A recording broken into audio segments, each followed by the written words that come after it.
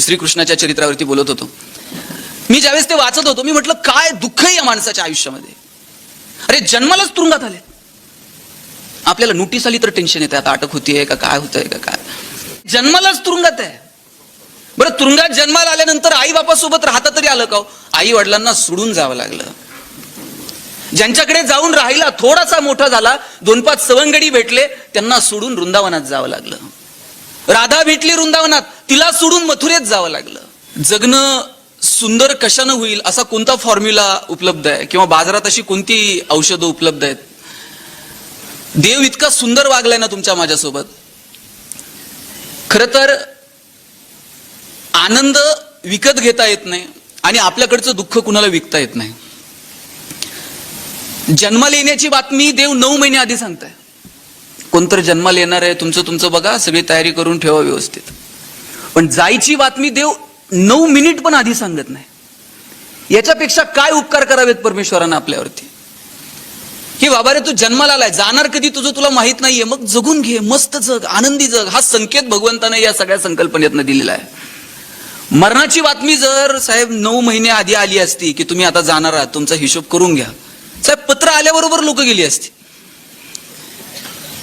किती उपकार आहेत देवाचे की आपण कधी जाणार आहोत आणि सिस्टीम ठरलेली या काय कमवायचंय ते कमवा. इतकं भारी सांगून टाकलंय, हा तुम्ही जन्माला आला, जगून घ्या, काय कमवायचंय ते कमवा, पण सगळं तुम्हाला इथं ठेवून जावं लागणार आहे हे भगवंतानं सांगून टाकलेलं आहे.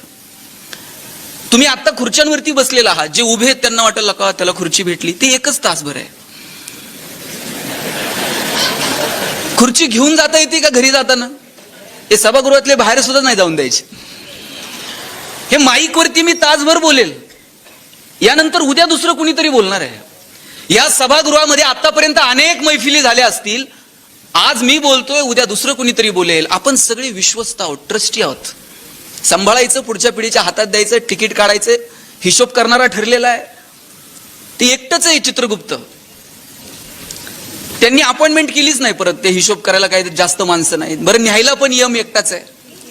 देवानं रिक्रुटमेंट केलीच नाही, त्याचा विश्वासच नाही आपल्यावरती. म्हणजे यमानं जर त्याच्या हाताखाली 2-4 लोकांची रिक्रुटमेंट करायची ठरवली तर परत टीईटी घ्या, परत त्यातून सिलेक्ट झालेले काय काम करतील.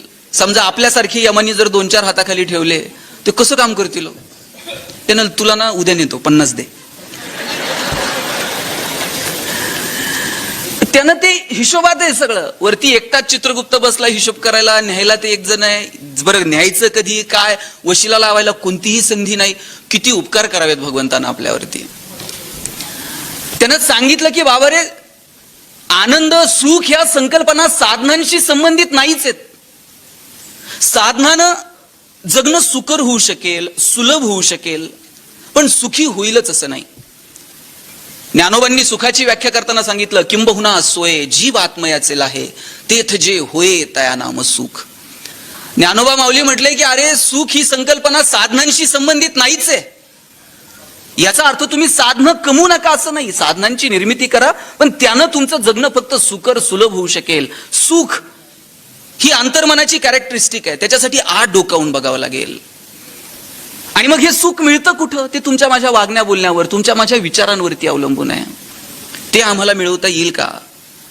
साध्या साध्या गोष्टी, तो चांगलं बोला, चांगलं वागा, एकमेकांना सहकार्य करा, कुणाच्यासाठी तरी मदतीचा हात पुढे करा. कुणी थकलेला असेल, भागलेला असेल, त्याच्या पाठीवर कौतुकानं थाप मारा.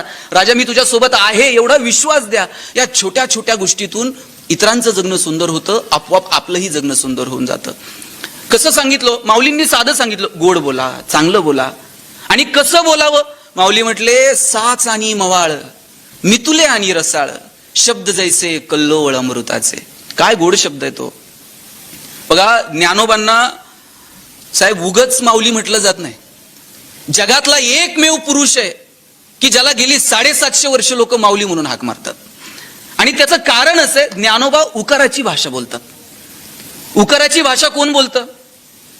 बघा जग तुम्हाला बाहेर बाळासाहेब म्हणाल, घरी गेल्यावर आई काय म्हणते? बाळू. आई उकाराची भाषा बोलते, ती उकाराची भाषा ज्ञानोबा बोलतात. ऋणू झुनू रे भ्रमरा, सांडी तो अवगुणू रे भ्रमर. अवगुण या शब्दाला माऊलींनी अवगुणू म्हणावं, याच्यापेक्षा किती छान बोलावं. माऊली म्हणतात सांडी तो अवगुणू, अवगुण शब्दाला सुद्धा माऊली अवगुणू म्हणतात. आणि ते ज्ञानोबा सांगतात कसं बोला, साच आणि मवाळ, मितुले आणि रसाळ, शब्द जैसे कल्लोळ अमृताचे. आपल्याला गोड बोलायला लागतंय काय हो? गोड बोलल्याबरोबर असा मेसेज येतोय का, डेबिटेड अमुक अमुक अमाऊंट? लोक गोड बोलायलाच तयार नाही. तो म्हणजे ते पेशंट चेक करायला डॉक्टर आले आणि डॉक्टर त्या पेशंटला चांगलं सांगत होते, जरा चांगलं खात जा, बाहेरचं फास्ट फूड जरा बंद कर, चांगलं चुंगलं खाण्यावर 2 पैसे खर्च कर. बायको बाहेरून पळत आली, पैसे खर्च करत नाही, मग म्हणली असं डॉक्टरच्या मढ्यावर पैसे घालावं लागते. ते डॉक्टर बघताय का नीट? कसं बोलावं हा कॉमन सेन्स आहे हो. फार ज्ञान मिळवलं म्हणजे जगणं सुंदर होतं असं नाही. फार मनगटात ताकद मिळवली म्हणजे जगणं सुंदर होतं असंही नाही. मनगटात ताकद असावी, ज्ञान असावं, पण या सगळ्याचा मेळ कसा घालायचा याचा एक कॉमन सेन्स लागतो. सुंदर जगायला अपेक्षित असणारा कॉमन सेन्स आपल्याकडे आहे का, हा प्रश्न आपण आपल्याला विचारला पाहिजे, कुणी दुसऱ्याने विचारण्यापेक्षा. ते माझा भाचा आहे, छोटा आहे, मी त्याला ते म्हटलं मामा गोष्ट सांग. मी म्हटलं ते ससा कासवाची शर्यत सुरू झाली आणि कासव पुढे निघून गेलं, ससा झोपला आणि कासव जिंकलं आणि गोष्ट वगैरे झाल्यानंतर मी त्याला विचारलं आता या गोष्टीतनं काय शिकला. म्हणला मामा मी एकच शिकलो. म्हटलं काय? म्हणला शर्यत हारली तरी चालेल, दुपारची झोप झाली पाहिजे. कसला कॉमन सेन्स आहे का काय? म्हणजे तुमच्याकडे असणारं ज्ञान, तुमच्याकडे असणारी ताकद याचा मेळ कुठे घालावा याच्यासाठी एक कॉमन सेन्स लागतो. मला वाटतं तो आपल्यात आहे का, तो आपण येणाऱ्या पिढीला त्यांच्यामध्ये तो निर्माण व्हावा याच्यासाठी आम्ही कधी त्यांच्याशी बोलतो का, संवाद साधतो का, जग त्यांना दाखवतो का? मला वाटतं या सगळ्या गोष्टींचा कुठेतरी विचार व्हायला हवा. येणाऱ्या पिढीला थोडंसं मागे वळून दाखवता येईल का? त्यांना जवळ घेऊन रामकृष्ण सांगता येईल का? त्यांना ज्ञानोबा तुकोबा सांगता येतील का? शिवाजी संभाजी राजांच्या आयुष्यातला संघर्ष, त्या संघर्षातली मजा, संकटाच्या समोर छाती काढून उभं राहणं काय, हे येणाऱ्या पिढीला सांगता येईल का? जगण्यातल्या क्षणाक्षणाची मौज घेता येईल का, मजा घेता येईल का? कधीतरी संकटांना असं मिश्किलपणे सामोरं जाता येईल का? या गोष्टींवरती आपण कधी बोलणार आहोत मला सांगा. अरे मला भगवान कृष्णाचं चरित्र तर इतकं भारी वाटतं. मी आता 8 दिवस बाबा जी टॉकीजला श्रीकृष्णाच्या चरित्रावरती बोलत होतो. मी ज्यावेळेस ते वाचत होतो मी म्हटलं काय दुःख आहे या माणसाच्या आयुष्यामध्ये. अरे जन्मालाच तुरुंगात आले, आपल्याला नोटीस आली तर टेन्शन येते, आता अटक होतीये का काय होतंय का काय. ते जन्मालाच तुरुंगात आहे. बरं तुरुंगात जन्माला आल्यानंतर आई बापासोबत राहता तरी आलं का? आई वडिलांना सोडून जावं लागलं. ज्यांच्याकडे जाऊन राहिला, थोडासा मोठा झाला, 2-5 सवंगडी भेटले, त्यांना सोडून वृंदावनात जावं लागलं. राधा भेटली वृंदावनात, तिला सोडून मथुरेत जावं लागलं. मथुरा सोडून गेला तर लोक त्याला रणछोडदास म्हटली. आणि काय मिळालं व कृष्णाला त्याच्या आयुष्यामध्ये? कौरव पांडवांचं युद्ध झालं. युद्ध झाल्यानंतर गांधारीला भेटायला गेला कृष्ण आणि गांधारी कृष्णाला म्हटली कृष्णा, पांडवांना जशी गीता सांगितली, अर्जुनाला गीता सांगितली, पांडवांना धर्म समजावून सांगितला, तसाच धर्म जर माझ्या लेकरांना समजून सांगितला असता तर माझ्या कुळाचा अंत झाला नसता. का असं वागलास?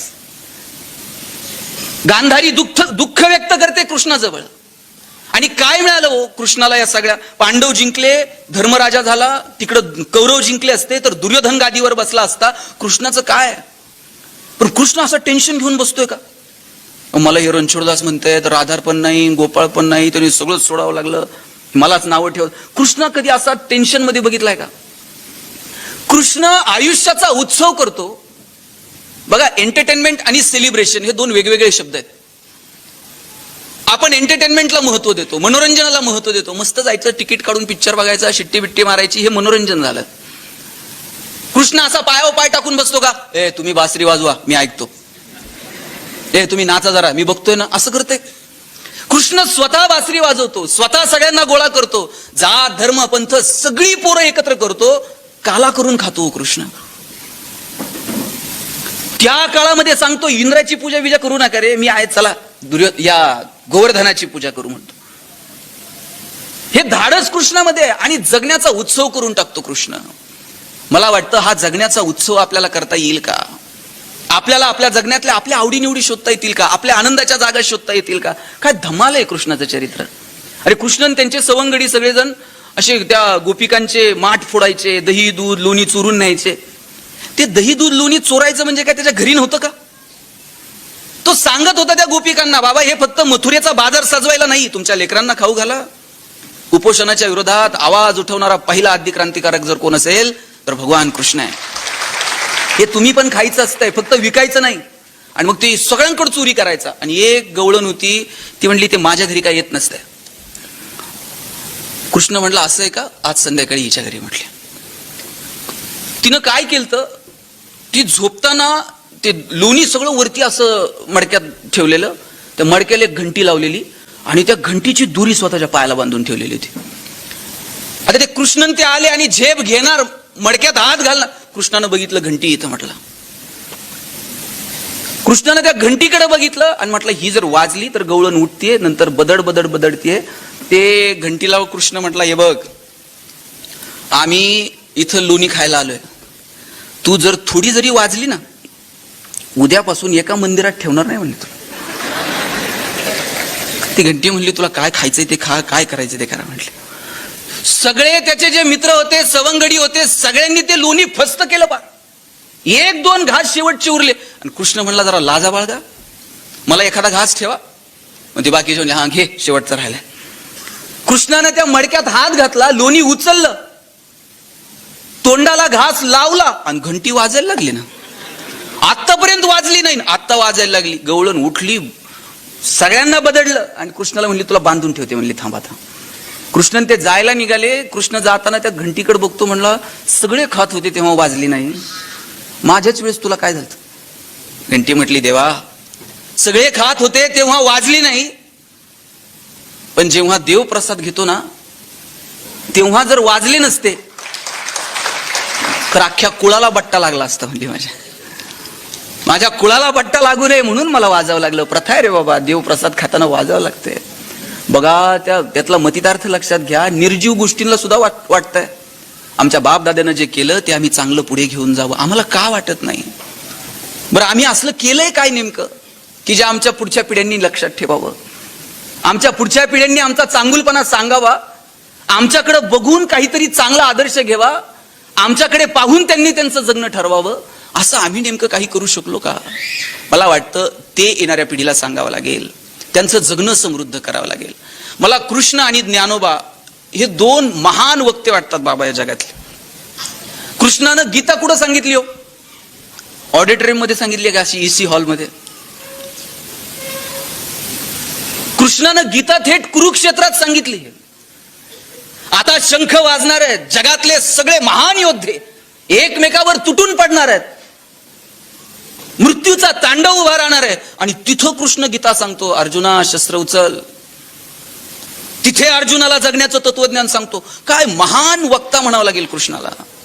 एकीकडे कृष्ण आहे जो सांगतो दुर्जनांच्या संहारासाठी, सज्जनांच्या रक्षणासाठी, धर्माच्या प्रस्थापनेसाठी आमचा जन्म आहे. आणि दुसरीकडे ज्ञानोबा आहेत. ज्ञानोबा तर काय धाडस आहे. ज्ञानोबा म्हणतात तर अवधान ऐकले दीजे मग सर्व सुखासी पात्र होईजे, हे प्रतिज्ञोत्तर माझे उघड आहे का? जगातला कोण असा प्राध्यापक आहे का त्यानं म्हणा पोरग माझ्याकडे आणून ठेवा, कल्याण करून टाकतो. ज्ञानोबा सांगतात तरी अवधान ऐकले, एक क्षण आमच्याकडे बघावं. प्रतिज्ञा घेऊन सांगतो की जगातली सगळी सुख तुमच्या दारात लोळून घेतील. केवढा कॉन्फिडन्स आहे, केवढा आत्मविश्वास आहे.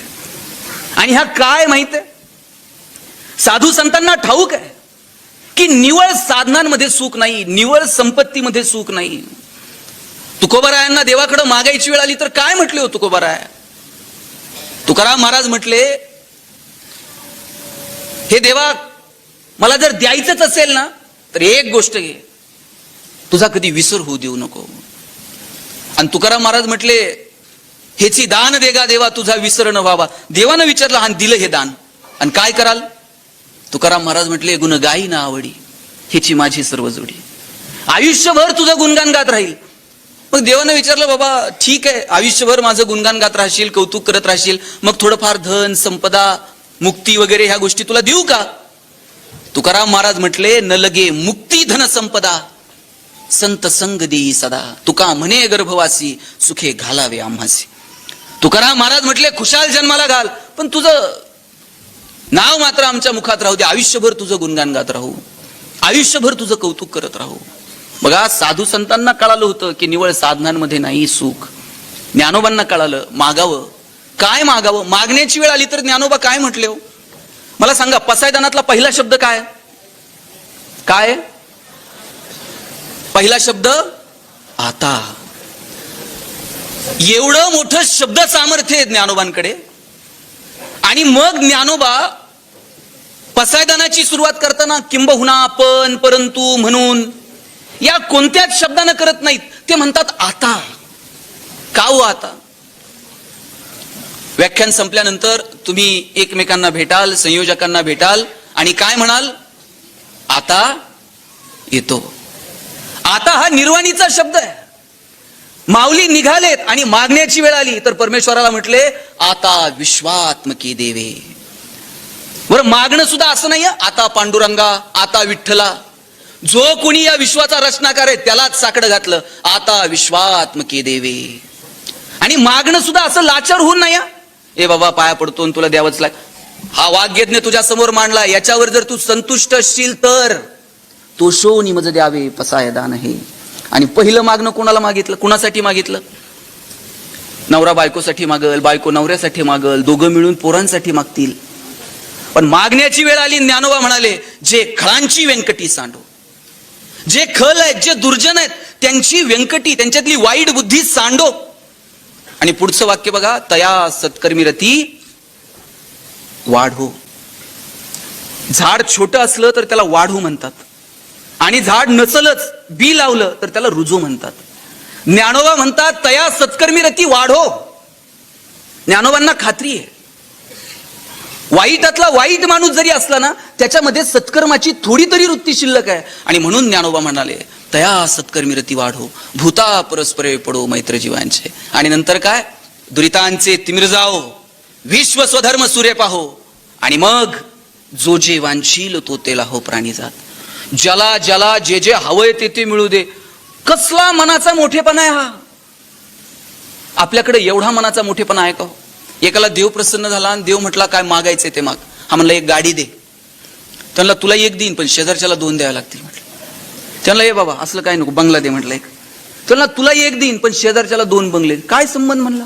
थांब म्हणला विचार करून सांगतो. 8 दिवसानं देवाला म्हणला एक काम कर, गाडी नको, बंगला नको, एक डोळा जाऊ दे म्हणला माझा. म्हणला का? म्हणला ते शेजारच्याचे 2 गेले पाहिजेत म्हणला. किती मोठेपणा आहे हा आमच्या मनाचा. अरे मागण्याची जर वेळ आली तर आम्ही इतरांसाठी काही मागू सुद्धा शकत नाहीत, मग देणं तर किती लांबची गोष्ट आहे हो. देण्याला सुद्धा इतके लिमिटेशन आहेत ना, आम्ही चौकटीच्या बाहेर साहेब देऊ सुद्धा शकत नाहीत. डॉक्टर झालं ना, मेहुण्यालाच मेडिकल द्यावं लागते. ते लग्न जमल्यापासून सांगते बाप डिफॉर्म कर, डिफॉर्म कर. मी नांदेड मधल्या डॉक्टरांविषयी बोलत नाही साहेब, मला परत नगरला जायचं. आम्ही मागण्याच्या बाबतीमध्ये इतके मागास आहोत, तर देण्याच्या बाबतीमध्ये आम्ही कसं आनंदी राहणार आणि कसा आनंद देणार? अरे देण्याची वेळ आल्यानंतर काय विंदांनी सांगितलं, देणाऱ्यानं देत जावं, घेणाऱ्यानं घेत जावं. आणि घेता घेता एक दिवस ते पार असे तुडून घ्यायचे देणाऱ्याच्या हात. तर ती देण्याची वृत्ती आम्हाला आत्मसात करता येईल का? हिरव्या पिवळ्या डोंगरांकडून हिरवी पिवळी शाल घ्यावी, सह्याद्रीच्या कड्याकडून छातीसाठी ढाल घ्यावी, वेड्या पिशा ढगांकडून वेडे पिसे आकार घ्यावेत, मातीमधल्या प्रश्नासाठी पृथ्वीकडून हुंकार घ्यावेत, उसळलेल्या दर्याकडून पिसळलेली आयाळ घ्यावी, आणि शांत वाहणाऱ्या भीमेकडून तुकोबाची माळ घ्यावी. देणाऱ्यानं देत जावं, घेणाऱ्यानं घेत जावं, आणि घेता घेता एक दिवस देणाऱ्याचे हात घ्यावेत. तुकाराम महाराजांनी पिढ्यान पिढ्या चालत आलेली महाजनकीची सगळी कागदपत्र इंद्रायणीच्या डोहात नेऊन बुडवून टाकली. शेतकऱ्याचं कर्ज माफ करणारं पहिलं गव्हर्नमेंट जर कोण असेल ना, जगद्गुरु तुकाराम महाराज. त्याचा कुठं फ्लेक्स नाही, त्याचा कुठं बॅनर नाही, त्याची कुठं जाहिरात नाही, देऊन टाकलं हो सगळं. केवढा हा मनाचा मोठेपणा आहे. तुकाराम महाराजांना विचारलं काय तुमच्या आयुष्याची संपत्ती? तुकाराम महाराज ज्यावेळेस जायला निघाले ना, एक माणूस जाऊन म्हटला महाराज काय कमवलं आयुष्यभर? अभंग लिहिले, गाथा लिहिले. तुकाराम महाराज म्हटले कौतुक वाटे झाली या वेचाची. जगाला आमचं कौतुक वाटेल की नाही मला माहित नाही, पण आजपर्यंत आम्ही जे जगलो ना, आम्हाला कौतुक वाटतंय. आपल्याला कौतुक वाटलं पाहिजे. आम्ही जे जगलो ना, आम्हाला कौतुक वाटतंय. हा भाव आपल्यामध्ये असला पाहिजे. आपल्याकडे जे आहे त्यातलं थोडं तरी इतरांना देण्याची दानत आपल्यामध्ये असली पाहिजे. तुम्ही म्हणाल मग आम्ही कमवायचं आणि वाटून टाकायचं का? सगळं देऊ नका हो. पण ज्यांच्या दारात बाग फुलून आली त्यांनी 2 फुलं द्यावीत. ज्यांचे सूर जुळून आले त्यांनी 2 गाणी गावीत. ज्यांच्या दारात आभाळ भरून आलं त्यांनी ओंजळभर पाणी द्यावं. आणि ज्यांची उंची आभाळाला टेकली त्यांनी अशाच मानावर करून बघू नये, थोडंसं खाली झुकावं.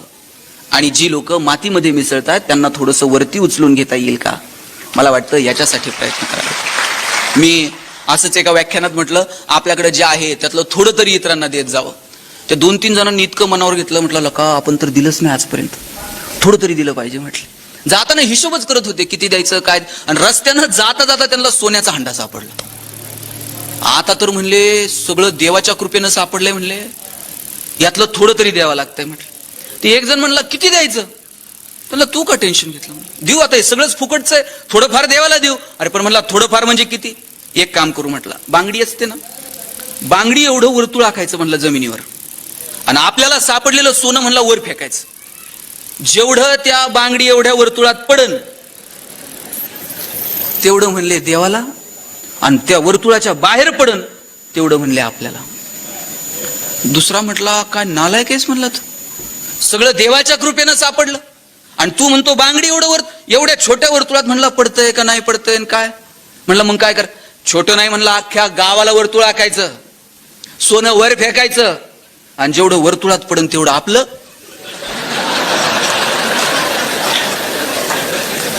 आणि जेवढं बाहेर पडन तेवढं देवाचं म्हटलं. तिसरा म्हटला काय स्वार्थी आहेस तू, अजिबात वर्तुळ बिरतुळ आखायचं नाही म्हटला. म्हटला मग देव कुठं असतो, कुठं असतो, वर. सोनं वर फेकायचं म्हणला, जेवढं वर राहीन तेवढं देवाचं, आणि जेवढं खाली पडून तेवढं. मग आपण कितीही हुशार असलो तर मग 2 वर्ष बाहेर तर पडता आलं का? असं खिडकीत न बघायची, लोक जनावर फिरतायत का ना, आम्हाला बाहेर जाता येत नाही. निसर्गाच्या समोर आम्ही खूप छोटे आहोत. बरं याची जाणीव आत्ता नाही आहे चव्हाण साहेब, पिढ्यान पिढ्या कितीतरी वेळा निसर्गानं जाणीव करून दिली आहे माणसाला की बाबा रे साधनं निर्माण कर, सुखाची साधनं निर्माण कर, विज्ञान तंत्रज्ञानाच्या जोरावर काय मिळवायचंय काय कमवायचंय ते कमव, पण बाळा तुझी नाळ निसर्गासोबत जोडून ठेव. माणूस एकमेव प्राणी आहे की तो त्याची नाळ निसर्गासोबत जोडून ठेवू शकला नाही. एखादा कावळा असा ओव्हरवेट झालाय आणि घराच्या भोवती असं फिरतय, बघितलंय का? नाही. पण माणसाला मात्र निसर्गासोबत तो त्याची नाळ असा जोडून ठेवू शकला नाही. बघा, नेपोलियननं युरोपवरती आक्रमण केलं होतं, शस्त्राच्या जोरावरती युरोप पादांकरात केलं, युरोप जिंकलं, पण युरोपमध्ये पिवळ्या तापाची साथ आली. नेपोलियन जे सैन्य घेऊन गेला होता त्यातलं बहुतांश सैन्य मरायला लागलं. मोजकं सैन्य घेऊन नेपोलियनला परत मायदेशी परतावं लागलं.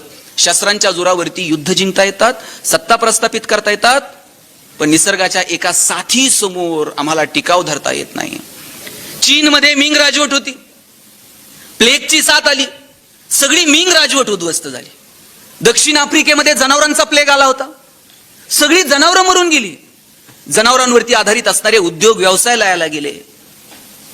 माणसाला तरीही कळलं नाही की आम्ही आमची नाळ निसर्गासोबत जोडून ठेवावी. मला वाटतं आम्हाला निसर्गाच्या पूरक जगता येईल का, निसर्गातल्या छोट्या छोट्या गोष्टींचा आनंद घेता येईल का. मुळात आम्ही निसर्गाची एक अनमोल देण आहोत माणूस म्हणून, पण आम्ही सगळ्या इतर गोष्टींना दुर्मिळ समजायला लागलो. आणि अरे आम्हीच दुर्मिळ आहोत. जगातला सगळ्यात हुशार प्राणी कोण आहे, कोण आहे? विश्वास नाही का तुमचा? आणि जगातला कोण आहे सगळ्यात हुशार माणूस, कोण आहे? प्राणी, माणूस आहे. आणि हे कुणी जाहीर केलंय? मग आता आपण जाहीर केलंयच तर मग सिद्ध करायची जबाबदारी आपलीच आहे की नाही? आपण सिद्ध केलं पाहिजे की आम्ही हुशार आहोत, आम्हाला जगणं कळतं, आम्हाला निसर्ग कळतो, आम्हाला त्याच्यासोबत जुळून घ्यायला हवं. आम्ही कधी हे सगळं समजून घेणार आहोत? आम्ही दुर्मिळ आहोत, पण आमची आम्हालाच किंमत नाही. एक राजा असा रस्त्यानं चाललेला होता आणि एक दुधाची डेअरी होती त्याच्या राज्यामध्ये. इतकी गर्दी तिथे झालेली. राजा म्हणला दुधाची डेअरी आहे आणि एवढी गर्दी, एवढी रांग कसली लागली म्हटला. राजा तिथं गेला, तिथं बोर्ड लिहिलेला होता दूध 100 रुपये लिटर. राजा गेला आणि राजाने विचारलं एवढी गर्दी, म्हटला दूध घ्यायला. म्हणला कसं लिटर दिलं? राजाला बघून म्हणला 1,00,000 रुपये लिटर आहे म्हटला. राजा म्हणला इथं काय दूध दुर्मिळ आहे का, मिळत नाही का, 1,00,000 रुपये लिटर आहे. त्यांना दूध नाही दुर्मिळ, डेअरीवर राजा दुर्मिळ आहे म्हणला. साधनं दुर्मिळ नाहीयेत, आपण दुर्मिळ आहोत. मोबाईल घेता येईल, कानाचं काय, रस्ते बनवता येतील, चालण्याचं काय, पैशांच्या जोरावर हजारो किलोमीटर दूर असणारे चंद्र सूर्य ग्रह तारे दुर्बिणीच्या साह्यानं जवळ करून पाहता येतील. पण आयुष्यभर शेजारी राहणाऱ्या माणसाबरोबर प्रेमाचे संबंध निर्माण करणं, याचं काय. माणसं दुर्मिळ आहोत. आपण एकमेकाची किंमत करूयात, एकमेकाला सन्मान देऊयात, एकमेकाशी प्रेमानं बोलूयात. चांगलं असेल तर एकमेकाचं कौतुक करूयात. कौतुक करायला काय पैसे लागतात का? अहो, आम्ही साधं पोरांचं सुद्धा कौतुक करत नाही. लहान पोरग जर घरात फिरत असलं, पाहुणे आले ना, मग मात्र आपलं सुरू होते. पाहुण्यासमोर कौतुक करा पोराचं, त्याला नावं ठेवायच्या फंदात पडू नका. कौतुक 4 चौघात करायचं असतं आणि चुका ह्या कानात सांगायच्या असतात. आपण उलट करतो, आपण कौतुक कानात करतो आणि चुका मात्र 4 चौघात सांगतो. पाहुणे आले ना, म्हणायचं दादा इतका अभ्यास करतो ना, ते दादा पाहुण्याच्या पुढेच पुस्तक घेऊन बसतंय. आणि आपण जर म्हटलं ना, हे दादा इतका खोडकर आहे, दादा बाहेर जाते, पाहुण्याच्या बुटात पाणी होतील, लेसला लेस लावी, ते बावळटपणा करायची एकही संधी पोरग सोडत नाही. म्हणून कौतुक करा. आपलं काय माहितीये का, आपल्याला कौतुकाला शब्द सापडत नाहीत, पण चुका काढायला मात्र शब्द सापडतात. कौतुक करणं हे इतरांचं जगणं सुंदर करण्याचा एक छोटा फॉर्म्युला आहे. कुणी चांगलं वागलं ना, कौतुक करा, त्याच्या पाठीवर कौतुकानं थाप मारा. बाबा, आम्ही नगरवरून पुण्याला बसनी जायचो आणि बसनी जर कधी गेलं ना, त्या एकदा बसनी प्रवास करत असताना सुपा म्हणून आमच्या इथं गाव आहे, तिथे एक 75-80 वर्षाची एक म्हातारी आजी बसमध्ये बसली. बसमध्ये जागाच नव्हती बसायला, सगळेजण पेपर वाचतंय, जागा नाही, कुणी सीट द्यायचं, सगळ्यांनी खाली वाचक झालते सगळे, कुणीच वर बघायला तयार नाही. तेवढ्यात 24-25 वर्षाचा तरुणाबाण तरुण पोरगा कंडक्टर उठून उभा राहिला. तो म्हटलं, आजी बस इथं. तिला तिथं बसवलं आणि सुप्यापासून पुण्यापर्यंत पुढचा 2 तासांचा प्रवास त्यानं उभ्यानं केला. बरं, त्याच्या चेहऱ्यावर असा किंचितसाही भाव नव्हता, मी लय उपकार केलाय, काय केलंय. बसमधून उतरल्यावर मला भारी वाटलं. म्हटलं, काय कंडक्टर आहे हा.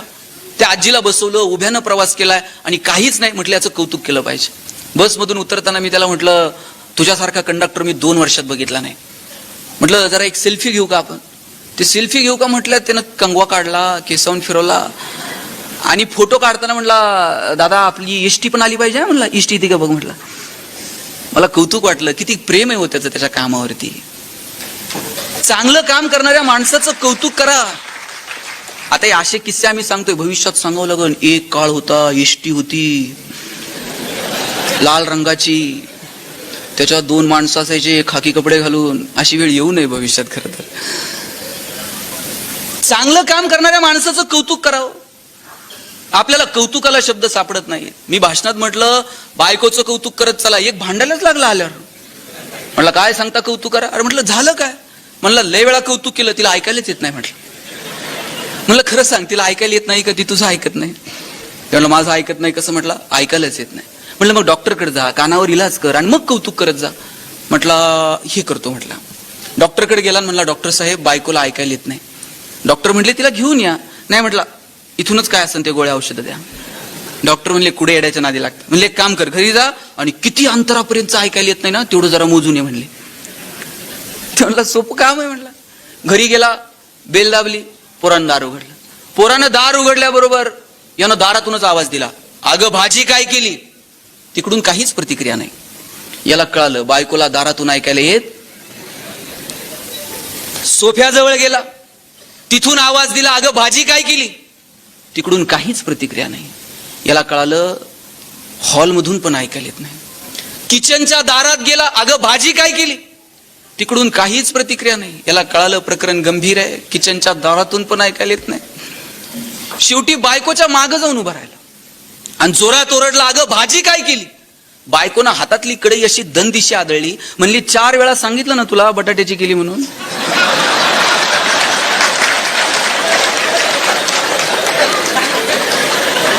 आणि हे डॉक्टरला सांगत होतं, बायकोला ऐकायला येत नाही. 20 वर्ष ह्याला ऐकायला येत नव्हतं, तिने कसा संसार केला. कायम इतरांच्या चुका कशा काढता येतील हो? कधीतरी स्वतःच्या अंतर्मनात डोकावून बघा. नाती गोती जपा, ही कधीच मिळणार नाही. तर माणूस म्हणून आपल्याला जी नाती मिळालीत ना, त्याची जाण ठेवा.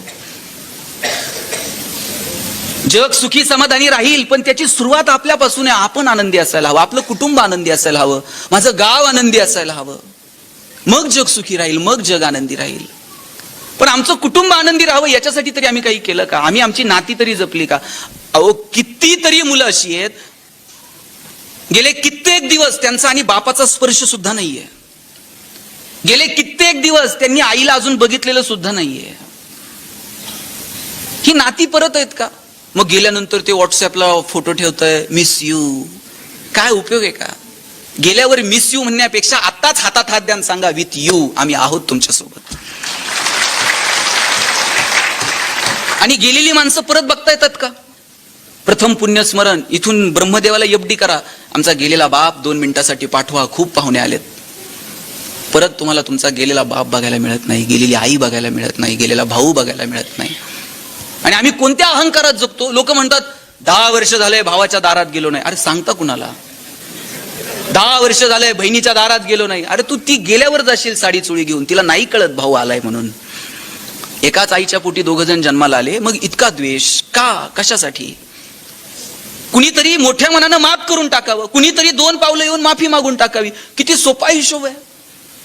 माफी मागणाऱ्याला कमीपणा वाटू नये आणि माफी देणाऱ्यालाही अहंकार वाटू नये, इतकं साधं जगणं असावं.